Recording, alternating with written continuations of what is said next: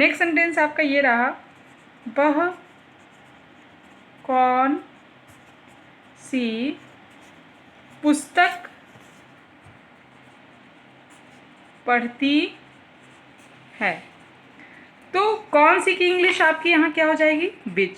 अब विच से जो रिलेटेड नाउन होगा वो आपका क्या हो जाएगा, बुक, क्योंकि किस कौन पुस्तक के बारे में बात हो रही है, तो विच बुक डज, बिकॉज वह यहाँ पे क्या है, सिंगुलर सब्जेक्ट है, तो डज लगाएंगे, she read. In the same way if interrogative word who works as a subject, यदि इंट्रोगेटिव वर्ड हु ही आपका सब्जेक्ट की तरह वर्क करता है, तब आप क्या लगाते हैं, who plus verb first who plus first form of word plus object. तुम्हें अंग्रेजी कौन पढ़ाता है, यदि ये सेंटेंस है तो who teaches you English, who आपने लगाया क्योंकि because who is treated as your subject. Who को किस तरह से ट्रीट किया जा रहा है, सब्जेक्ट की तरह से ट्रीट किया जा रहा है यहाँ। तो हु टीचेज, उसके first form of the word, who teaches you, तुम्हें इंग्लिश, तो तुम्हें इंग्लिश कौन पढ़ाता है, who teaches you English. Now your present indefinite tense has been completed. Now I start present continuous tense. What is present continuous tense? It is used to show that an ongoing action is happening now at the moment of speech.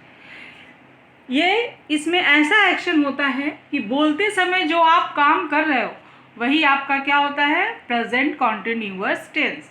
जिस समय आप बोल रहे हो और उस समय ही वो एक्शन क्या हो रहा है, वो एक्शन हो रहा है, वो आपका क्या हो जाता है, प्रेजेंट कॉन्टिन्यूअस टेंस। जिसमें जैसे प्रेजेंट इंडेफिनिट में वर्ब में ता ती तू होता है, प्रेजेंट कॉन्टिन्यूअस में वर्ब में क्या होता है, रहा है, रही है, रहे हैं, ये सारी चीज़ें होता है। रहा, रही, रहे, जहाँ रहे, वो आपका क्या हो जाता है, प्रेजेंट कॉन्टिन्यूअस टेंस। जैसे वो जा रहा है, वो खा रहा है, वो आ रहा है, वो सो रहा है, वो खेल रहे हैं, वो जा रहे हैं, इस तरह के सेंटेंस रहा रही जो भी रहे उसमें आपका क्या होता है, प्रेजेंट कॉन्टिन्यूअस टेंस, कि बोलते समय जो एक्शन हो रहा है। जैसे वो बाजार जा रहा है, उसी क्षण आप बोल रहे हो कि वो बाजार जा रहा है और वो जा रहा है, वो काम हो रहा है, तो ऐसे टेंस आपके क्या हो जाते हैं, प्रेजेंट कॉन्टिन्यूअस टेंस। इस टेंस के स्ट्रक्चर क्या है, subject plus is am are plus first form of word with ING plus object. Singular subject के साथ आप इज यूज करेंगे, प्लूरल सब्जेक्ट के साथ आप आर यूज करेंगे और आई के साथ आप एम यूज करेंगे। फॉर एग्जाम्पल, वह पतंग उड़ा रहा है, तो आपका ही के बाद आप इज एम आर, सब्जेक्ट के बाद आपको इज एम आर लगाना, he is singular so use is. उसके बाद आपका क्या लगाना, verb plus I N G. Verb आपका क्या है, उड़ा रहा है, flying, he is flying a kite.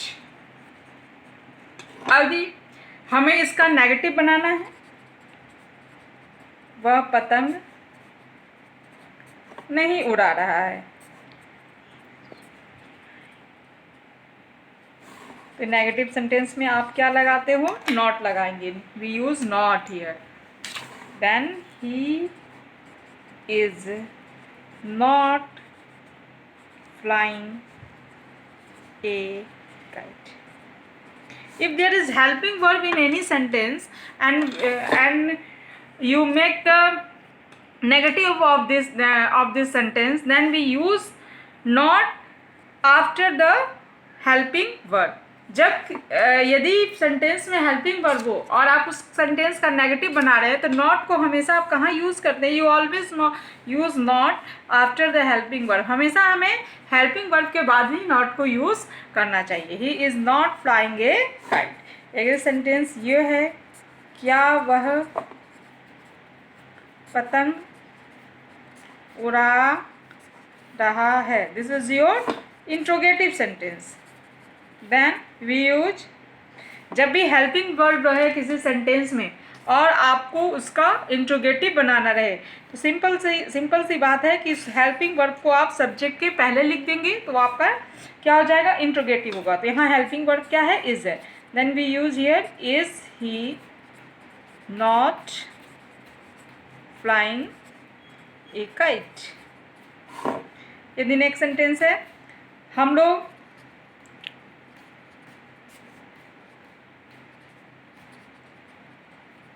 Cricket खेल रहे हैं। देन हियर आप क्या यूज करेंगे, वी प्लूरल सब्जेक्ट है, we use here are, we are playing cricket. This is your affirmative sentence. And when we make the negative of this sentence, we simply add not. After helping verb, we are not playing cricket. Now, what is the interrogative of this sentence? Is helping verb is placed before the subject. ये जो helping verb है वो subject के पहले रख दिया जाएगा। Are we playing cricket? Now, with I, मैं खाना खा रहा हूँ। यहाँ this is your I am cooking food. This is your affirmative. And what is your negative? Just I am not cooking food. And what is the interrogative of this sentence? Am I? This helping word is placed before the subject. Am I cooking food? Now this is a present continuous tense. Now when we use WH family in the interrogative sentence of the present continuous tense, rule is what, why, how, when, is.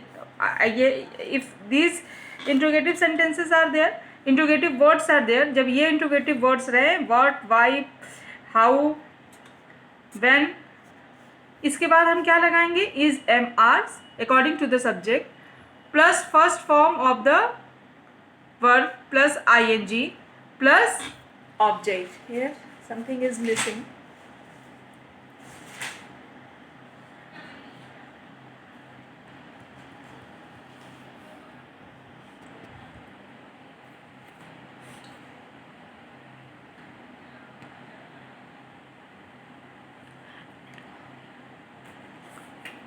Is, am, are plus subject plus first form of the verb with ing plus object. For example, वह क्या कर रहा है, then वह क्या कर रहा है, वह, first you choose the interrogative word क्या, what is here, and what के बाद आपको क्या यूज़ करना है, is, am, are में से, तो you use is because he is, जो सब्जेक्ट है आपका वो क्या है, सिंगुलर है, तो आप यहाँ पे क्या यूज करेंगे, is, then subject he, verb plus ing doing, what is he doing. Next is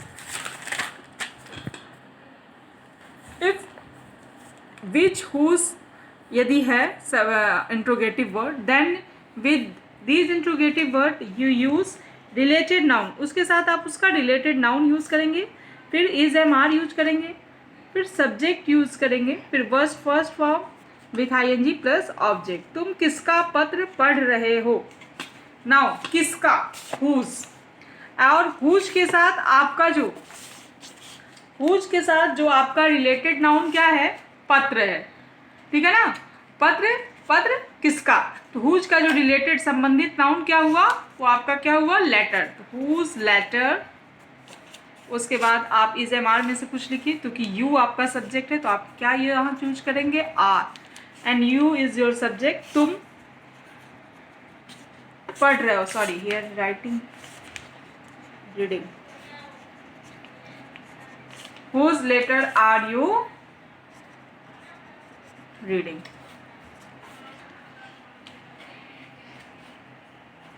if interrogative word who is used as subject, जब इंट्रोगेटिव वर्ड हु ही आपका सब्जेक्ट की तरह यूज किया जाएगा, then who plus is am are plus first form of the word ing plus object, because who is treating as a subject here. Lamp कौन जला रहा है?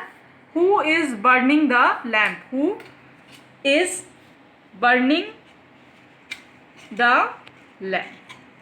Now this is your present continuous part.